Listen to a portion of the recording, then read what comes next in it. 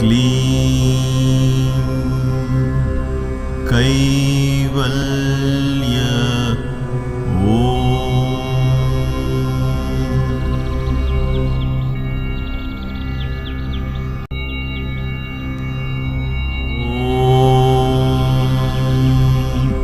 क्लीं कैवल्य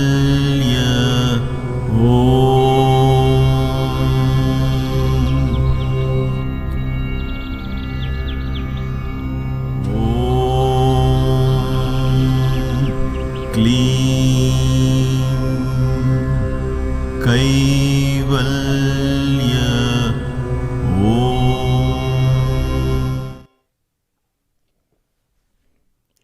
Namaste. Welcome to Kaivalya Yoga Gurukulam, KYG, for this session where we continue to learn about the fourth element, fourth of the five Panchabhutas, four of the five elements, the fundamental elements that are responsible for this creation, that maintain, sustain this creation that we know of in this dimension. As always, we shall begin this learning with acute mindfulness and deep reverence. And therefore, let us begin this with 3 ohms.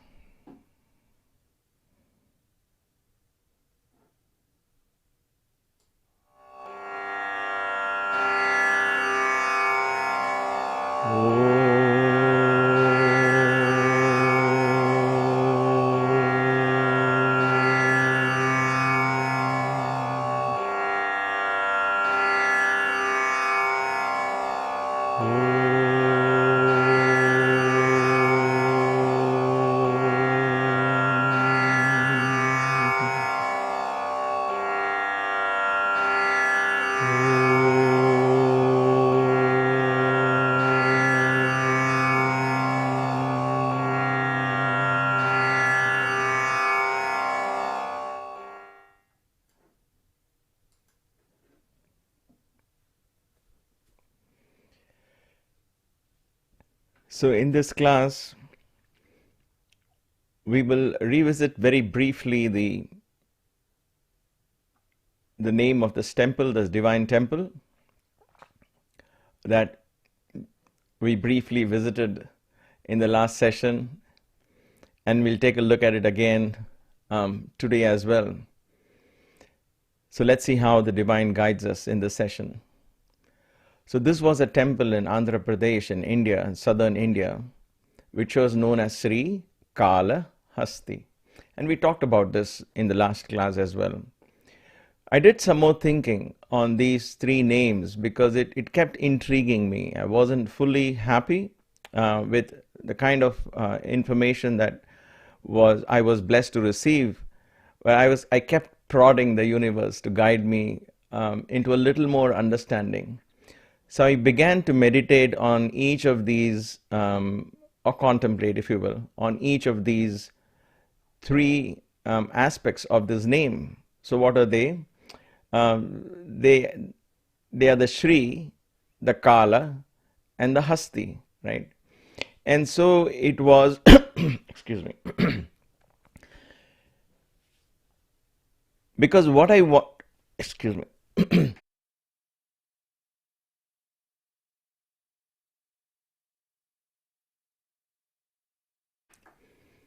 because what I wanted to really get was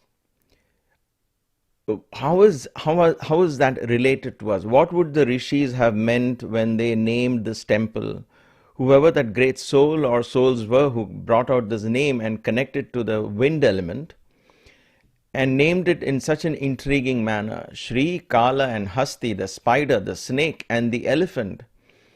And therefore, what could it mean in terms of the wind element in us? Because it has to be in relation to us, right? Because that is where we would go to meditate. That is where the temple was a place where we would go to focus on our breath, on the Vayu element, on the wind element. And therefore, my mind kept getting intrigued, if you will, curious as to there must be more deeper meaning. And so one more layer in that meaning opened, and I want to share that with you. This is still not the final, because all of these have so many layers of hidden meaning, and we keep discovering them. We share them or we contemplate on them. And that was this. Of course, I did get wonderful feedback from many of you about the inner meanings of the spider, the elephant, and the snake. So thank you for enlightening me, as well as others who have also would have read your comments. So please keep sharing comments at the end of this video, or whenever you feel like, because this is something we share and we learn together. There is no I know, you don't know type thing at all here. Every perspective is welcome. Every input leads us all to that, to the knowing, right? So this is what I came up with. So please allow me. Spider. So one of the things that first struck me, which was very obvious, was, okay, breathing rate. And one of the viewers also got back to me after the last session, said that the breathing rate of the spider is very slow. The snake is very slow. The elephant breathes 4 to 5 times a minute, which is not very slow, but okay, we can consider that slow compared to the other animals. And so that was a good answer, a good perspective, that the breathing rate of all these are relatively slow, and maybe that's why Sri Kala and Hasti were there. Somehow my heart felt there's something more to it.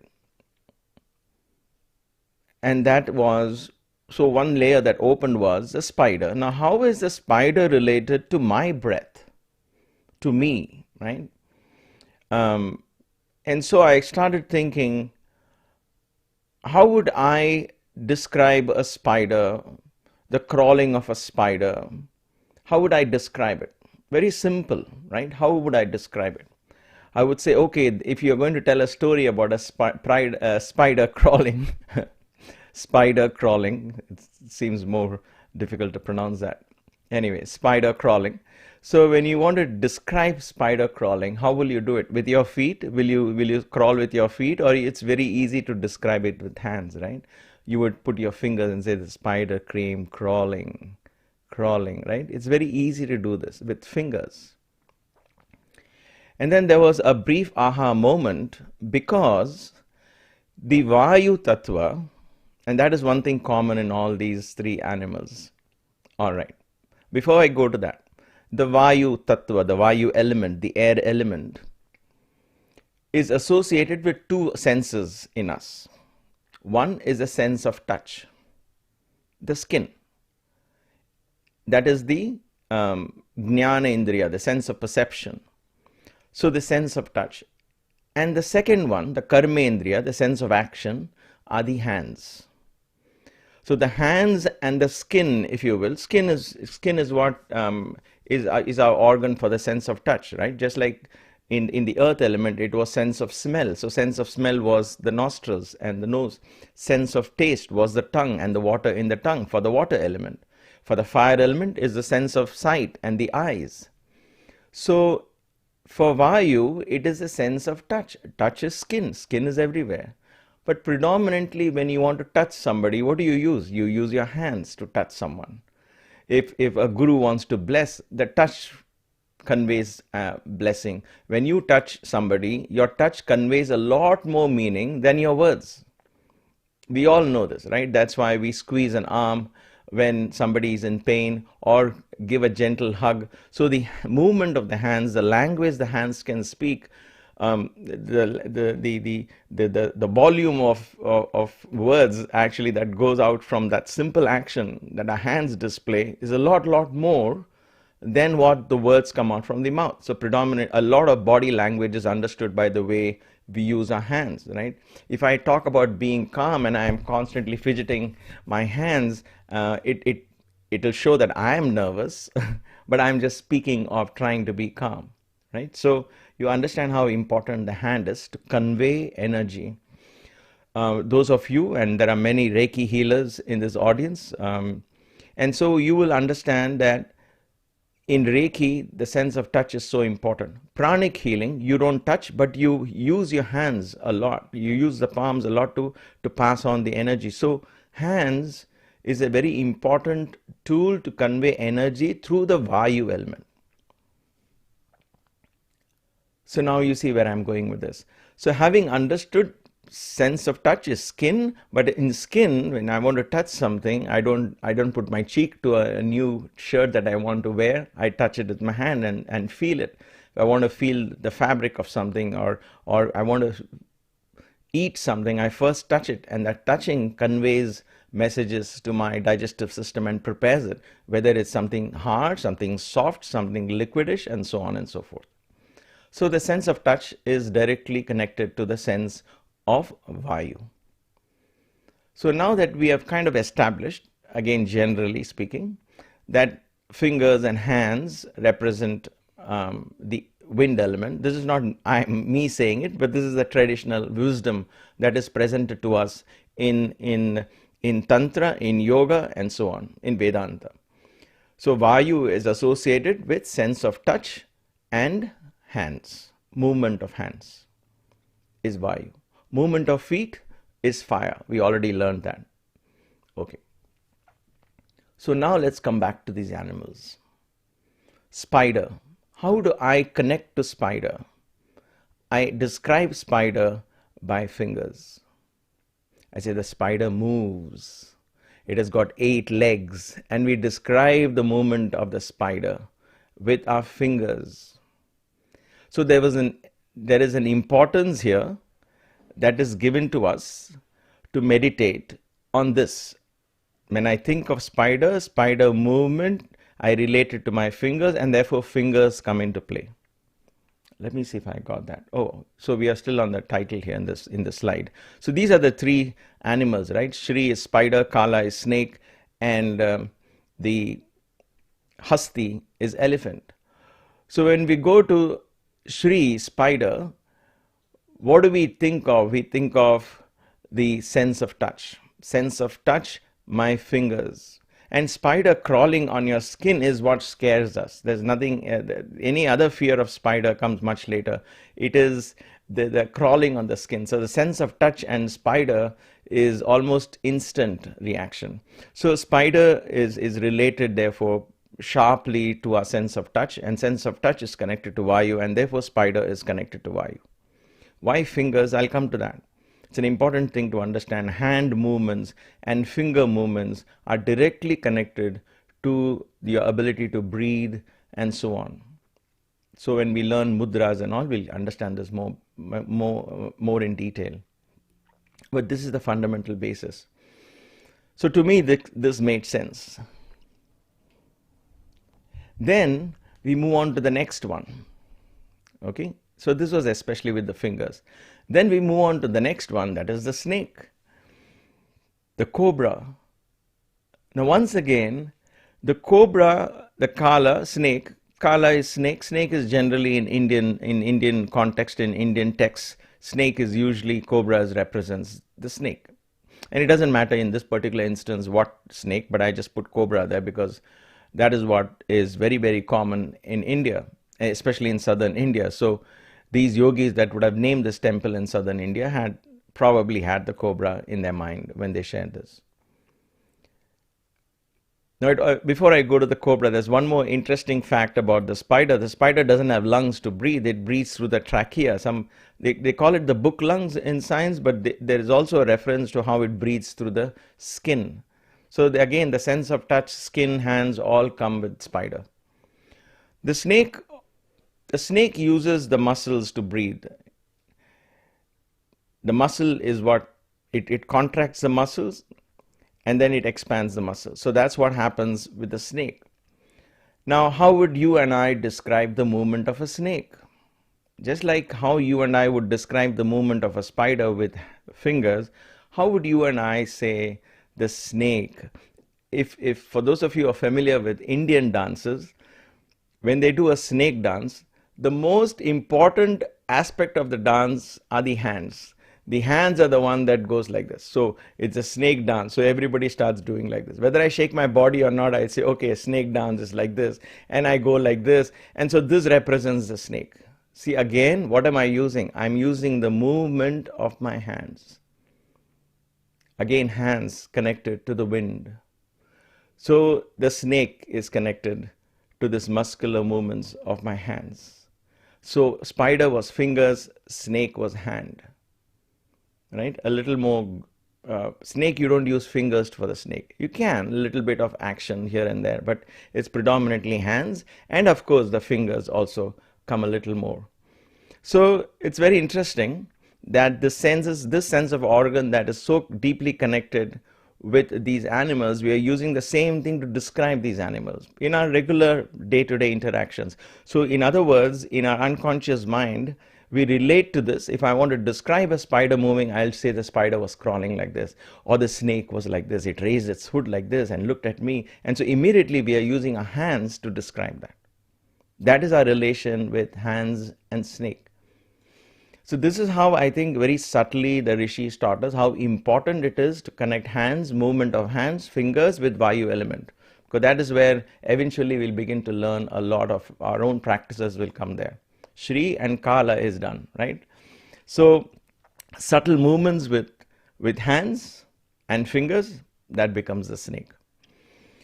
And then comes the Hasti. Shri Kala, Hasti. Hasti is elephant. Now wait a minute, elephant is huge. How am I going to describe the movement of the elephant with hands? So here, let's ponder a little bit. If you ask a child, what does the elephant do? It will say it raises its trunk and trumpets. So raising of the trunk, which is the elephant's nose through which it breathes, you use your hand to depict the raising of the trunk. The hand, the full muscle, the big hand. And then that trunk is capable of moving trees, doing all kinds of strong things. So you need muscles, right? So the whole hand moves to depict the movement of the trunk of the elephant. But at the same time, the same trunk can also do very subtle things, and therefore the fingers come in. The same hand that depicts the movement of the trunk. So how does the elephant pick a small coconut from the ground? You'll again now take your hands and pick up a small little coconut. It's very tiny from the elephant's point of view, but that trunk, the nose of the trunk, the nose of the elephant, in other words the trunk, can do mighty things, at the same time very subtle things. So we covered that, but that relation to us is in the movement again of the hands. Movement of hands and fingers. So how do I describe a spider? Fingers. How do I describe a snake? Hands and fingers. How do I describe the elephant? Hands predominantly, and then a little bit of fingers to explain how subtly the trunk can actually pick up little things as well. So what is common in all of these and us? The way we relate to them, the way we can describe them is through our hands. And hands, movement of fingers is our way to describe certain essential characteristics of spider, snake and elephant. And the movement of fingers, the movement of hands are directly connected to the air element, the wind element in us. All right, I rest my case. So I will let you all contemplate on these meanings and see if they make sense to you. It does make sense to me for now. I'm happy with this for now, because in one sense it's very simple and straightforward. In another sense, it's subtle. And the importance of wind with the sense organ is established with these examples of spider, snake, and elephant. Right? Wonderful. So, having done that, I want to now proceed to establishing the fundamental 5 elements. They're called the 5 major Vayus. The 5 major Vayus. A lot of learning will go through this, but today allow me to go through it not as much in detail, but I'll introduce these 5 major Vayus, or the 5 major airs, if you will, in our body. And then we will study this again in detail as we go on. So what is the first one? The first Vayu is called Prana Vayu. Prana Vayu. Now, when we generally talk of prana, the Mahaprana, or Hanuman as the pranic energy and so on, the Kundalini prana, that is the Mahaprana. that is the prana of all pranas. So that prana is not, you don't mix that with prana vayu here. This is one of the five. All these fives together can be called the Mahaprana. And the Mahaprana is not only just Vayus, it is all the energy, life force that comes from all the five elements together, that is Mahaprana. At the end of the five elements, perhaps you can touch upon that. But at this point, it's like something like New York State and New York City. Both have the same name, but don't get confused. Don't take New York City and New York State to mean the same. They're two different things. New York State has New York City and it has a lot more cities. So Mahaprana has the prana vayu and it has so many other vayus and all other elements and everything. Okay, so that is the sum and substance of energy in the universe itself, which we call prana. This is prana vayu with a particular function that it does. And it got this name prana from there only because it is one of the fundamental energy principles in our body. What does it do? It basically, okay, so before we go to that, let's mention these names. So we have prana vayu, then we have apana vayu, we have vyana vayu, we have udana vayu and samana vayu. Prana, apana, vyana, udana and samana. So let's take one at a time. So prana vayu we were talking. So what does it do? From the navel up to the region of the chest. From your navel up, there is an upward movement of air. There is an upward movement of air, and that upward movement of air is called the prana vayu. That is the prana vayu. Prana vayu is that. It is more like a pressure in the body rather than air, if you will, because if you logically think the word air is misleading, there is no air sitting inside and moving up and down and sideways and so on, but there is a kind of a pressure created by prana, and that pressure that helps move up, the prana to move up towards the region of the chest is prana vayu. Like I said, when we practice, when we come to certain practices, we might get a better idea of this. So just remember, prana is from navel to the region of the chest. Okay.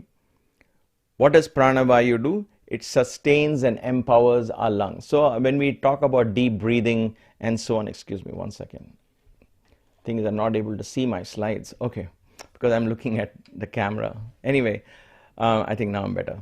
So prana vayu is that vayu which sustains and empowers the lungs. So when you take deep breaths, when you feel optimistic and happy, all of that signs of prana vayu.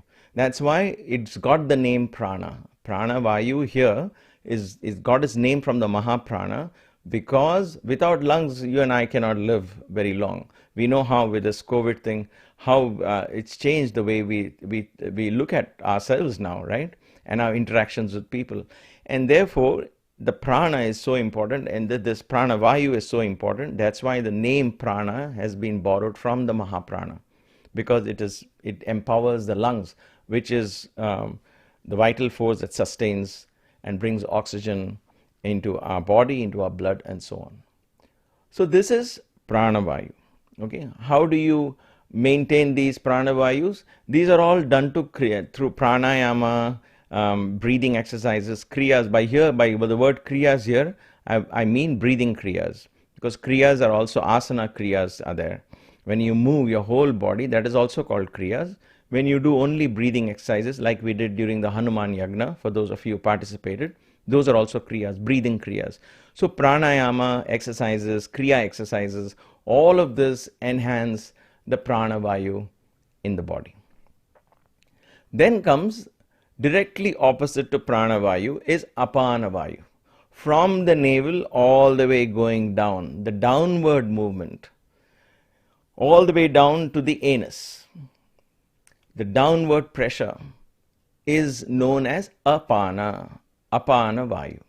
Okay, so apana vayu, what does it do? It helps in taking it doesn't help in digestion of food, but it helps in taking the digested food out of the body.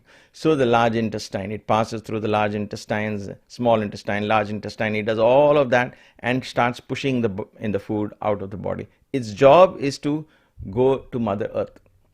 the downward pressure. So apana vayu is related to the earth element as well, because it pushes down towards gravity. It goes down with gravity.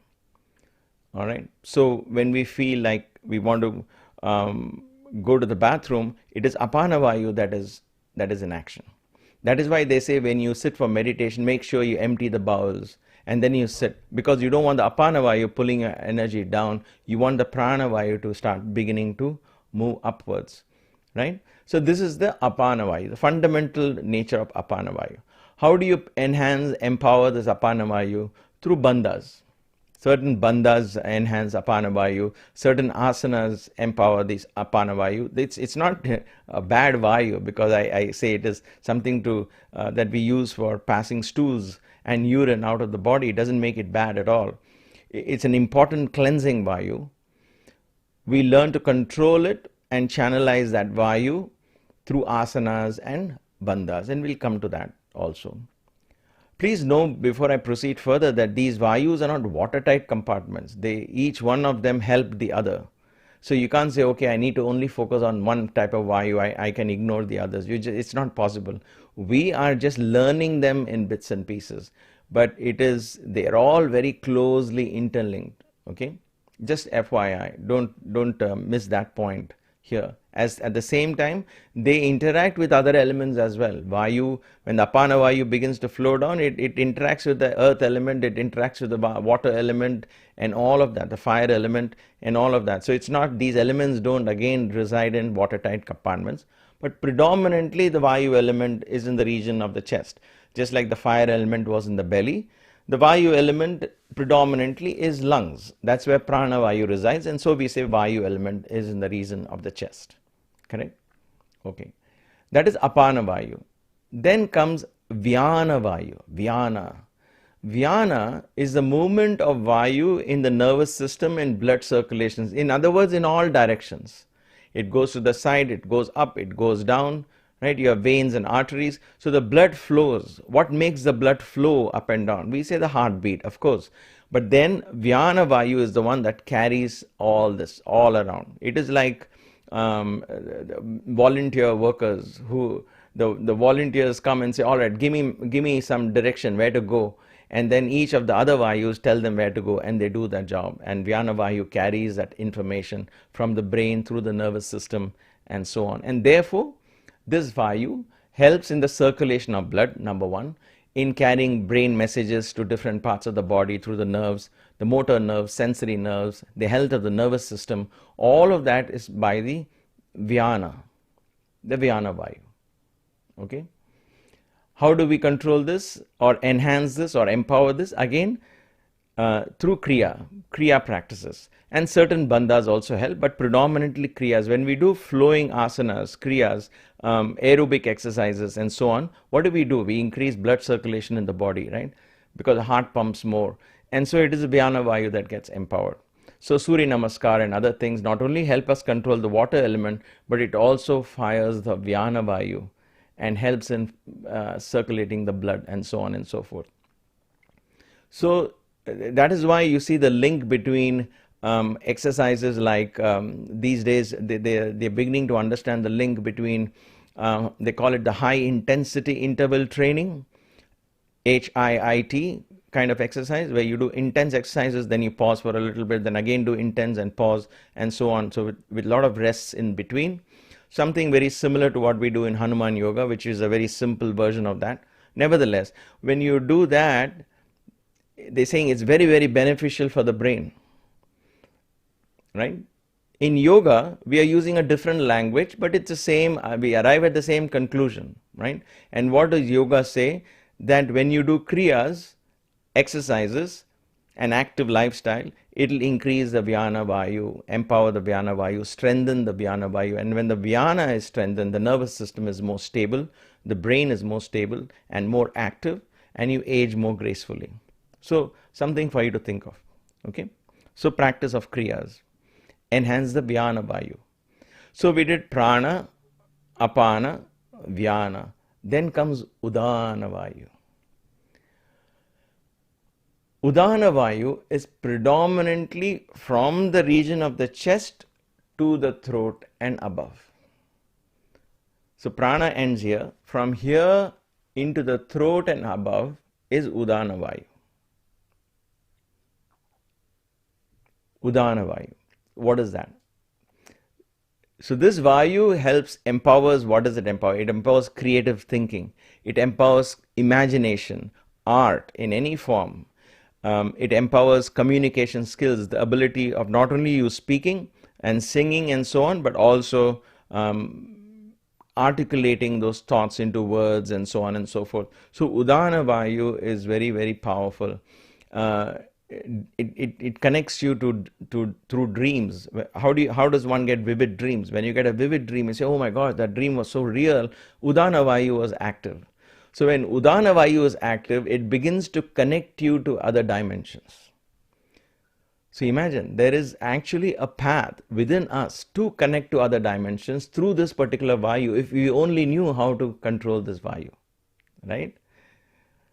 So that's the beauty of this. That's why fine arts was encouraged at any age, at any point in life, because fine arts begins to empower. Fine arts, by fine arts I mean art, singing, dance, anything that you encourage children to do, they become more creative. The brain begins to break through conditions and become more and more free, because Udana Vayu takes you to other dimensions, imaginations, the capacity to do storytelling, and all of that. So that is Udana Vayu. At the time of death, it is said that we leave this body through this vehicle of Udana Vayu. Udana Vayu is what takes us outside the body. The jiva, if you will, the soul, if you will, is carried outside the body through this Udana Vayu. Okay? I haven't experienced that, so I cannot speak for that, but that is what is told to us. And I tend to believe that, because all the other Vayus are in this dimension. Udana Vayu has the power to connect to the other dimensions. Patanjali in Yoga Sutra talks about the importance of Udana Vayu. He says how you can walk on thorns. If Jesus walked on water, if yogis slept on thorns and walked on thorns, it meant that the body was light. If the body is light and energetic as you age, it just means that the Udana Vayu is becoming more and more active. You don't feel tired and lethargic and heavy and say, oh no, I don't want to do this. You're up and about, right? So that is a sign of Udana Vayu. Always creative, always thinking, always expanding the horizon of what you think you can do and cannot do, and so on. You go on challenging. That's Udana Vayu, pushing boundaries, increasing a capacity, because it paves way to other dimensions. Is one of the most beautiful Vayus that we are trained to develop through yoga practices. All our yoga practices that we do through our yogasanas, yogic lifestyle, and all of this that we are looking here is to enhance the energy of this Udana Vayu. At the same time, while other Vayus are important for health, Udana Vayu is the one that will give you the connection to the spirit. Because above the throat, all the 5 elements ends with the throat. And then above that, what takes you? It's Udana Vayu that will take you there. How do we control or enhance this Udana Vayu? 2 main sources. One is through Raja Yoga. Raja Yoga is meditation. And the other one is sound. The power of mantras, the power of chanting, the power of namasmarana. That's why it is said chanting the name of God, chanting the name is so important, so important, so important.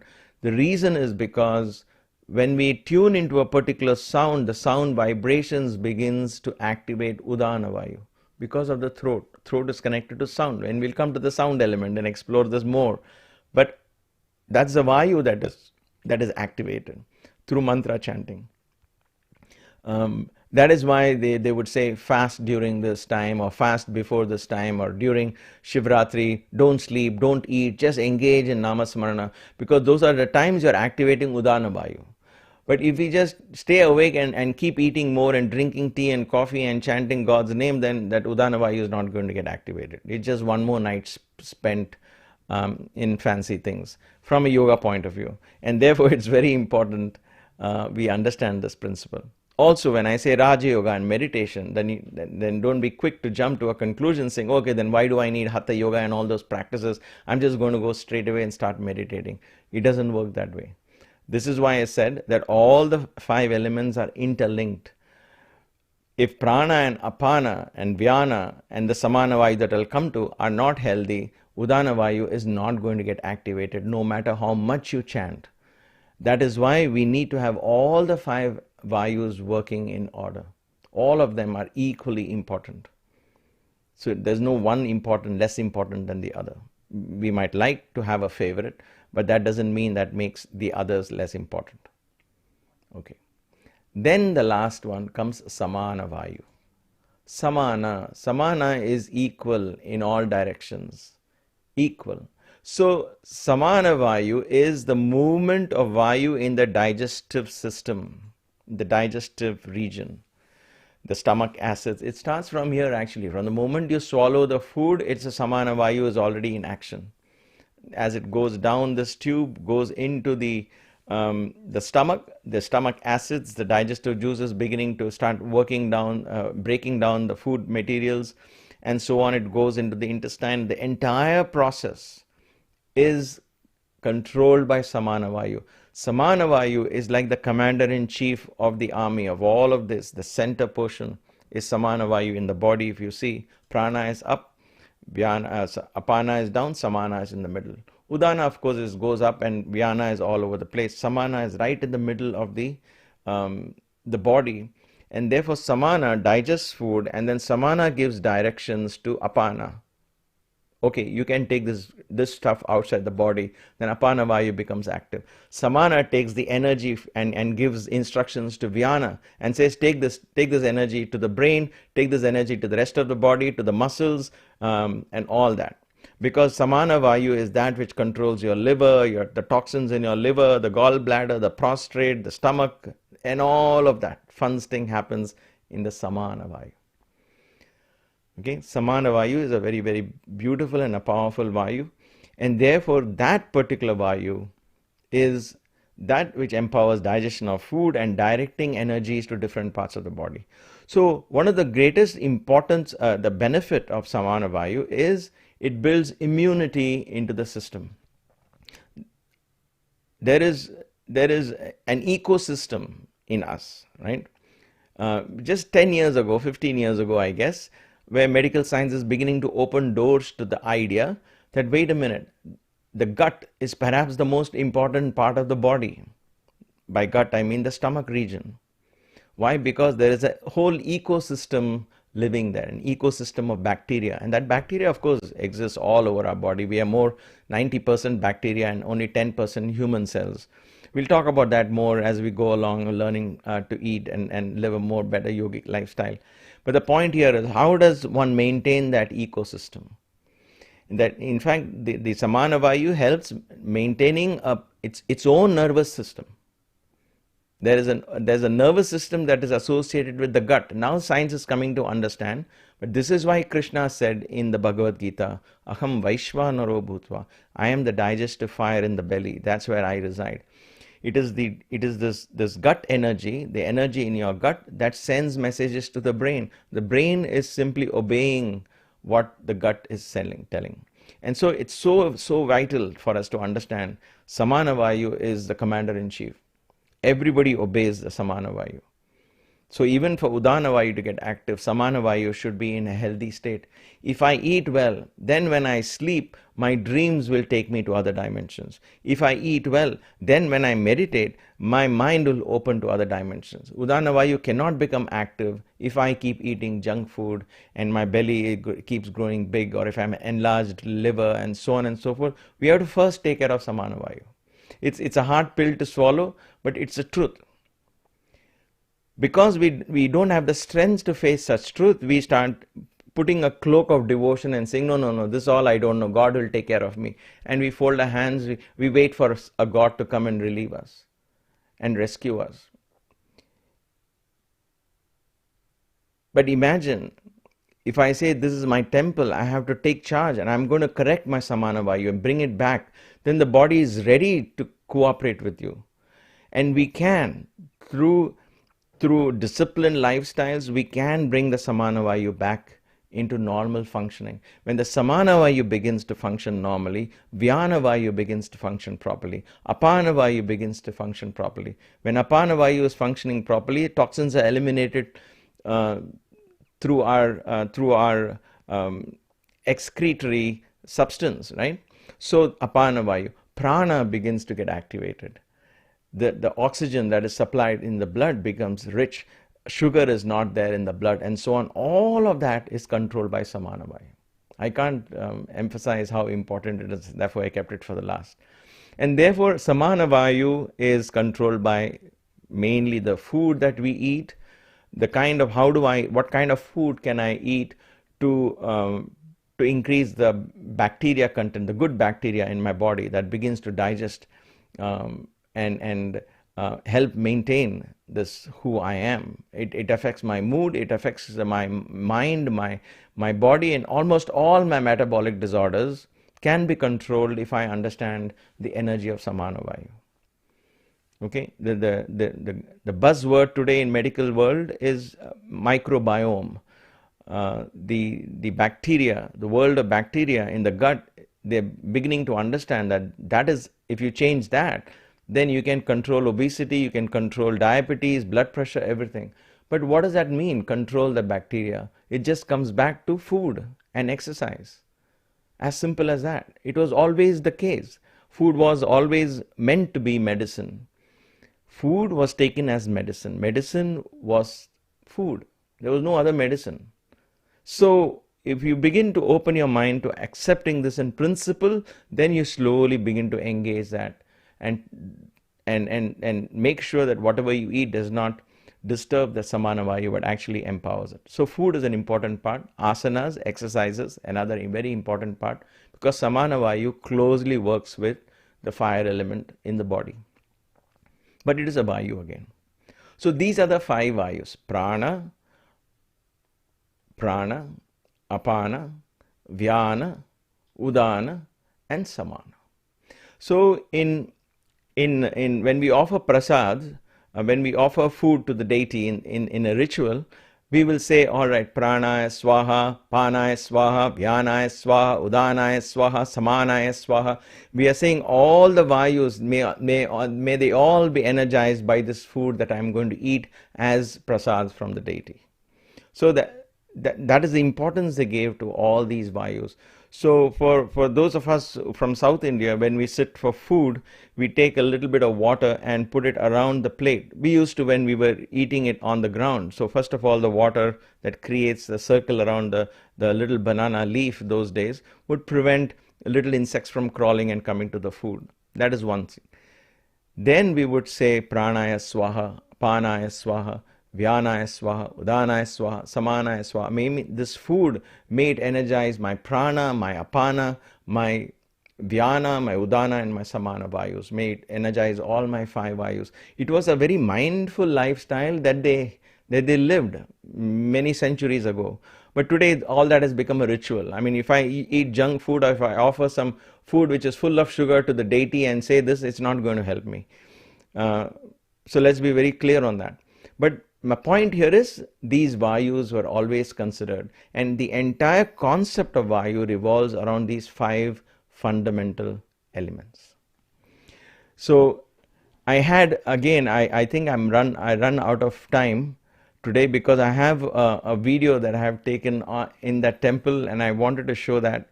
But before I show that video, I wanted to give you an idea of these 5 elements, because it'll help you understand a little more in detail. However, that video clip that I have, I couldn't edit it in between, because that was a one long inspirational talk that I gave that is about 25-30 minutes or so, and I'm afraid we don't have time today to go in that. But we will take it up on Thursday. We will first watch that video and then review what we learned in that particular video. But for today's class, please take home these take-home messages. I feel are how beautifully the rishis gave us the meaning of Sri, Kala, and Hasti, and how intricately and subtly they are connected to the sense of touch. All right, think about that and see what I shared. Does it make sense to you all? And then think about these 5 elements. The prana vayu, from the navel and up to the chest, is prana. From the navel and to the anus below is apana. In the navel, around the navel, that is samana. From the navel to all over the body is vyana. And then finally, from the chest that connects me to the other dimensions is udana. The sequence of it really doesn't matter, but you got to remember that these are the 5 kinds of pressures, if you will, vayus, if you will, that exist in the body, the 5 main ones. Then there are vayus that help you bat an eyelid, there are vayus that make you cough and so on. We'll learn all that more as we go along. But one has to understand these 5 and see how can I enhance, empower these 5. Because you and I are attending these classes not simply to get more philosophical, but to say how can we take this and incorporate it in our lifestyle. So you have done the Shravana, you have been kind enough to listen to me. Now contemplate on what you listen, and then we will slowly, as we go along these classes, we will see how to incorporate them, how to engage in practices that keep us aware of these 5 vayus. All right, so thank you for your patience, thank you for listening. I will stop with just introducing these 5 vayus for this class, and we will continue in the next class. As always, let us end this class with 1 Om and 3 Shantis.